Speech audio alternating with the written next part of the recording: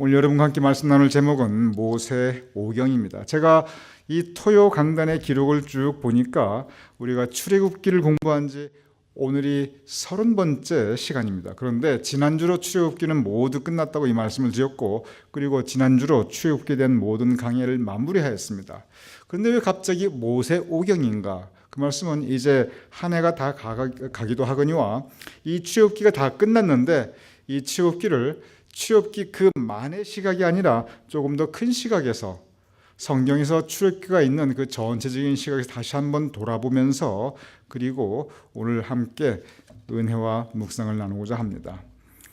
모세오경은 뭐냐면 구약 성경의 맨 첫 번째 오경 5가지 책입니다. 즉 성경책을 읽으면 맨 처음 나오는 다섯 가지의 경, 이 성경 말씀이 그것이 모세오경입니다. 창세기, 출애굽기, 레위기, 민수기, 그리고 신명기입니다. 그러면 왜 모세오경이라고 하는가? 교회 전통에서는 이 5가지 책을 모세오경이라고 합니다. 그 이유는 모세가 지었기 때문에 그래서 모세오경이라고 합니다. 모세가 모세오경을 썼다, 이 부분에 대해서는 오래전부터 조금 논란이 있습니다. 아무리 모세라고 하지만 어떻게 천지창조일을 스스로 기록할 수 있느냐? 모세가 나기 전의 이야기는 어떻게 된 거냐? 모세가 갓난아기 때 그 나일강에서 죽을 뻔하다 살아난 건 그건 어떻게 본인이 기억하고 썼느냐? 물론 이렇게 인간적인 생각으로 보면 이런저런 여기에 대한 논란이 사실은 있을 수밖에 없습니다. 중요한 것은 뭐냐면 성경에 보면은 모든 성서는 성령의 감동으로, 성령님께서 역사하심으로, 감동하심으로 기록된 것이라고 써 있습니다. 그게 무슨 뜻이냐면 모든 성서는 물론 사람의 언어를 사용한 것이지만 하나님께서 직접 감동, 우리를 움직여 주셔서, 그리고 사람의 손을 사용하셔서, 누군가 맨 처음 썼겠지요. 필기구도 있었겠고, 그게 파피루스든지 그게 양피 뭐든지 간에 어디에 썼겠지요. 그런데 누가 하셨냐는 겁니다. 하나님께서 사람의 손을 사용하셔서, 그 사람 선한 도구로 사용하셔서 하나님의 말씀을 우리에게 내려주신 것입니다. 그래서 하나님께서 모세의 손을 사용하셔서, 또는 그 누군가의 손을 사용하셔서 우리에게 그 구원의 역사를 시작하신 그 기록을 우리에게 주신 것이다. 중요한 것은 모세 또는 그 누구다 하든지 사람의 말이 아니라 하나님의 말씀입니다. 여기에 우리의 신앙 고백이 있습니다. 그래서 모세오경은 하나님께서 모세의 손을 사용하셔서, 정말 모세가 과연 그러면서 100번을 양보해서 설령 모세가 아니라 할지라도, 여러분 오해 마시면 제가 최 목사가 모세가 아니다 하더라, 그게 아니고 100번을 양보해서 설령 모세가 아니라 할지라도 하나님께서 사람의 손을 사용하셔서 그의 말씀을 우리에게 주신 것입니다. 그래서 이 모세오경이라고 하는 이 단어에, 그리고 이 용어에 여러분들이 오해가, 그리고 영적 혼돈이 없으시기를 바랍니다. 교회 전통에서는 하나님께서 모세에게 성령으로 감동하셔서 그의 손을 이용하셔서 사용하셔서 쓴 5권의 책, 그래서 모세오경이라고 합니다. 그 내용은 역시 창세기, 하나님께서 천지를 창조하신 기록, 그리고 출애굽기, 우리가 지난 30주간을 거쳐서 반년 넘게 우리가 함께 말씀 묵상한 출애굽기, 그리고 레위기, 민수기, 신명기입니다. 그런데 이 창세기는 물론 천지 창조인데 곧바로 죄에 대한 이야기가 기록되어 있습니다. 그리고 계속 인류가 죄를 짓는 노아의 홍수, 바벨탑, 물론 그 전에 카인과 아벨, 그 전에 아담과 이브의 선악과를 따먹는 그 죄의 인류의 역사가 기록되어 있습니다. 그러면서 아브라함 가족을 통해서 하나님께서 구원의 역사를 시작하십니다. 그리고 출애굽기, 바로 이스라엘 백성을 선민 택하시고 언약을 맺으셔서 구원의 역사를 구체적으로 시작하십니다. 그리고 레위기, 민수기, 신명기에는 물론 출애굽기의 거의 절반 이상 3분의 2가 바로 이 언약을 맺고 율법과 그리고 성막에 대한 가르침입니다. 레위기, 민수기, 신명기는 모두 율법에 대한 이야기입니다. 그래서 출애굽기, 레위기, 민수기, 신명기는 광야를 배경으로 하고 있는데 그 내용은 하나님께서 이스라엘 백성을 택하시어 그 택한 선민에게 율법을 주시는, 그래서 어떻게 살아야 된다고는 가르쳐준 그것이 모세오경입니다. 그래서 모세오경을 우리가 흔히 가르쳐 율법 그렇게 이야기합니다. 모세를 통해서, 모세오경을 통해서 율법을 주신 것입니다. 왜 율법? 하나님께서 우리 인류를, 사람을, 그의 택한 백성을 구원하시고자 하는 그 방법이 바로 율법인 것입니다. 그리고 율법이 중심이 된 성서가, 그것이 바로 구약입니다. 조금 더 크게 전반적인 말씀을 드려보겠습니다. 그러면 신약은 무엇인가? 구약은 옛 언약이고 옛 구자, 신약은 새 신자, 새로운 언약입니다. 무슨 뜻인가? 구약은 율법이 중심이 되고 신약은 예수 그리스도의 대속의 은혜가 중심이 됩니다. 똑같은 구원을 목적으로 합니다. 그런데 구원은 하나님께서 이루시고자 하는 뜻인데, 구약에서는 구원의 방법이 율법이고, 그리고 신약에 와서는 예수님의 오심 이후는 구약의 방법이 예수님의 십자가에서의 대속의 은혜를 통한 구원이 바로 신약 이후의 복음의 역사입니다. 이 부분 함께 보도록 하겠습니다. 요한복음 1장 17절입니다. 요한복음 1장 17절, 여러분 다 같이 읽어주시기 바랍니다. 시작.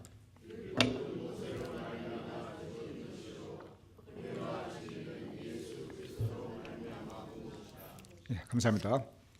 성경에서 율법 그러면 그냥 모세오경 그렇게 생각하면 거의 맞습니다. 다시 말씀드립니다. 성경에서 율법 그러면 십계명 뭔가 어떤 조목인가 이렇게 생각하실 거 없이 신약이든 구약이든 율법 그렇게 나오면 저건 모세오경 전체를 가리키는구나 이렇게 생각하시면 거의 맞습니다. 그런데 모세오경이라고 그랬지요.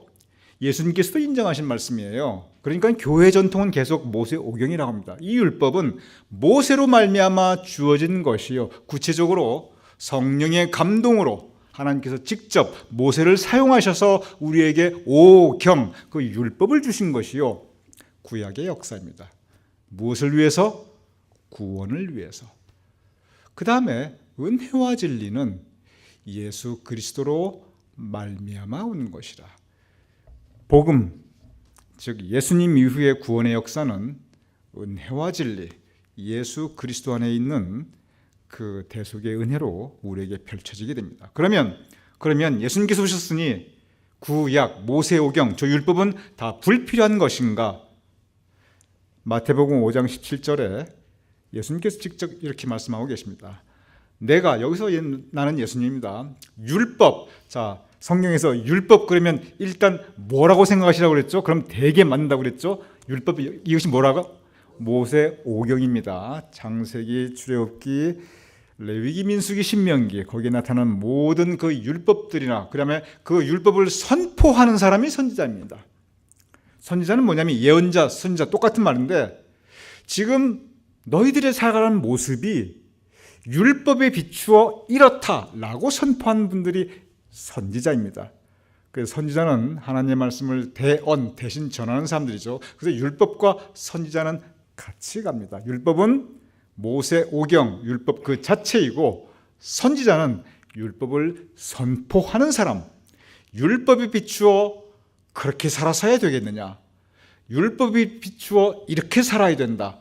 말씀을 강론하였던, 선포하였던 사람들이 선지자입니다.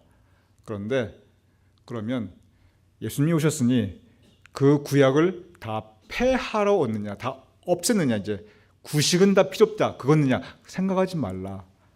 폐하러 온 것이 아니라 어떻게? 완전하게 하려 함이라. 이 말씀이 참 중요합니다. 그래서 우리의 신앙은 구약과 신약이 다 필요합니다. 우리의 신앙은 율법과 예수 그리스도의 대속의 은혜가 다 필요합니다. 그래서 구약도 우리 신앙의 표준이요, 신약도 우리의 신앙의 표준입니다. 그러면 예수님께서 이 말씀 가운데 한마디를 더 하셨어요.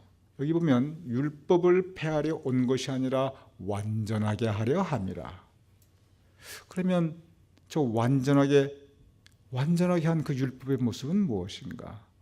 다시 말씀드립니다. 오늘은 좀 더 큰 그림, 더 큰 성경의 그 흐름을 여러분과 함께 나누는 시간입니다. 모세오경이라는 주제로 율법을 어떻게 완성시키는 것인가? 마태복음 22장 36절 8절 여러분이 너무나 잘 아시는 말씀입니다.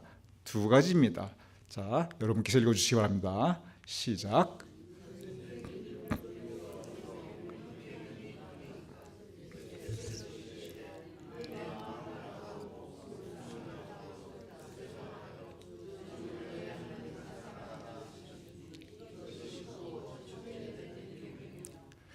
일단 성경에서 율법 그러면 다시 말씀드립니다. 뭐라고 그러셨죠? 뭐라고 생각하면 거의 맞다고 그러셨죠? 일단 율법 그러면 성경에서 어디 율법이라든지 모세오경 전체라고 생각하시면 거의 맞습니다. 그러니 질문을 합니다. 선생님이시여, 예수님, 그 엄청나게 많은 그 율법 조항 중에서, 모세오경 중에서 그 많은 가르침 중에서 어떤 계명이 가장 크니까? 예수님께서 곧바로 말씀하십니다. 너의 마음을 다하고 목숨을 다하고 뜻을 다하여 주 너의 하나님을 사랑하라. 즉 하나님 사랑입니다. 이 말씀은 구체적으로 신명기 6장 3절에 나타나는 말씀입니다. 모세오경 중에 신명기 6장 3절 예수님께서 이 부분을 말씀하셨습니다. 하나님을 사랑하라. 여기서 끝나지 않습니다. 두 번째가 있습니다. 22장 곧 이어서 39절에서 40절 여러분 계속 좀 읽어주시기 바랍니다. 시작.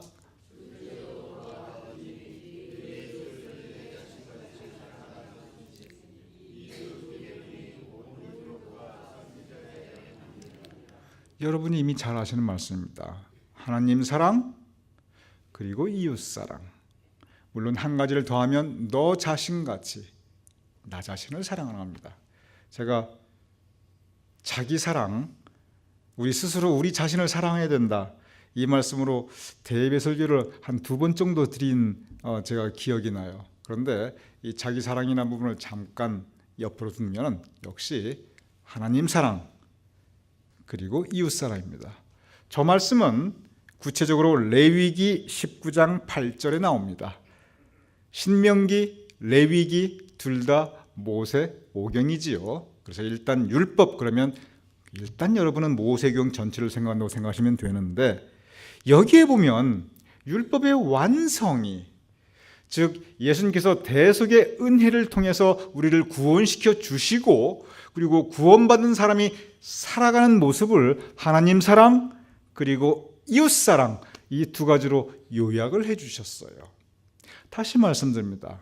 율법의 완성, 대속의 은혜의 완성, 구원받은 사람이 살아가야 되는 삶의 모습을 아주 압축해서 요약한다면 하나님 사랑 그리고 이웃 사랑입니다. 여러분께 여쭤보겠습니다. 하나님을 사랑하는 게 더 어려울까요? 이웃을 진심으로 사랑하는 게 더 어려울까요? 보이지 않는 하나님을 사랑하는 것이 더 어려울까요? 내 눈앞에 보이는 저렇게 뻔히 보이는 내 앞에서 왔다 갔다 하는 그 보이는 이웃을 사랑하는 게 더 어려울까요? 뭐가 더 어려울까요? 이웃 사랑이 더 어려워요. 우리 인간 세계에서 많은 문제가 인간 관계에서 문제가 그리고 교회 공동체 안에서의 문제가 하나님 사랑과의 하나님과 나와의 일대일의 관계가 잘못돼서 관계가 깨지고 공동체가 분열에 빠지고 그럴까요? 아니면 이웃사랑 이 부분의 부족함 아니면 이 부분이 잘못되어서 그래서 우리가 많은 고통과 아픔과 상처를 겪게 되는 것일까요? 문제의 원인이 주로 어디에 있을까요? 이웃사랑입니다. 하나님 사랑에서 잘못되는 경우는 가장 그게 없느냐? 많아요. 그것도 있어요. 하나님 사랑이 잘못된 경우는 가장 큰 것으로는 이단이 있어요. 이단이 뭐냐면 하나님을 사랑하되 사랑하는 방법을 잘못 알고 있는 거예요. 즉 바로 믿고 바로 살아야 되는데, 이 바로 믿는 부분, 하나님을 사랑하다 제대로 잘 사랑해야 되는데, 하나님 사랑에서 잘못되는 경우에 가장 큰 것은 이단에 빠지는 거고, 그것을 제외한다면 이 하나님 사랑이 잘못돼 가지고 뭐가 어떻게 크게 잘못되는 게 그렇게 많지가 않아요. 왜냐하면 이것은 영적인 관계이기 때문에. 문제는 대부분의 부분은 이웃사랑의 부분입니다. 그래서 우리 믿는 사람들은 이 두 가지가 다 신약과 구약이 우리에게 다 필요하듯이 하나님 사랑과 이웃 사랑의 예수님의 가르침을 항상 우리 마음에 두어야 합니다. 그리고 특별히 이웃 사랑의 부분에 대해서 우리가 더 많은 관심과 배려와 그리고 우리 마음에 스스로 돌아보는 성찰을 해야 합니다. 그래서 계속 요한일서라든지 요한복음, 요한일서, 요한이서, 요한삼서, 요한계시록 계속 전부 다 이 사도 요한이 그 5권을 썼는데, 요한이 예수님으로부터 사랑을 제일 많이 받은 제자라고 우리가 알고 있잖아요. 그래서 요한이 계속 사랑에 대해서 그 귀한 말씀을 선포해 줍니다. 그러면서 그런 말 하잖아요. 안 보이는 하나님을 우리가 어떻게 사랑한다고 말할 수 있느냐. 그 가장 큰 방법은 우리 보이는 우리 이웃과 형제자매를 서로 사랑하자. 그러면 우리의 사랑하는 모습을 보고 저 사람은 정말 하나님까지도 사랑할 수 있는 사람이구나. 그렇게 세상 사람들이 우리를 평가할 수 있지 않느냐. 참 귀한 가르침입니다. 그러면 성경이 이 질문을 합니다. 근본적으로 사랑은 어디에서 왔는가? 율법의 완성이 사랑이라고 한다면, 인간관계에서도 가장 중요한 것이 사랑이라고 한다면 그 사랑은 어디에서 왔는가? 요한복음 3장 16절에서 17절. 결국 성경 말씀을 깊이 공부하다 보면요, 결국은 요한복음 3장 16절로 그 결론이 나게 됩니다. 왜냐하면 요한복음 3장 16절이 결국 구원의 역사, 신약과 구약의 그 구원의 역사를 이루시는 하나님의 뜻의 가장 아름다운 모습을 표현하고 있기 때문에 그렇습니다. 그런데 제가 늘 말씀드리지만 요한복음 3장 16절을 읽으실 때 거기서 끝나지 마시고 한 절만 더 읽으세요. 17절까지 읽으시면 조금 더 귀한 교훈을 우리가 묵상할 수 있습니다. 사랑은 어디서 왔는가? 그리고 구원은 무엇인가? 근본적인 질문입니다. 이에 대한 예수님의 대답입니다. 우리 같이 읽어보겠습니다. 마지막 오늘 성경 말씀입니다. 시작.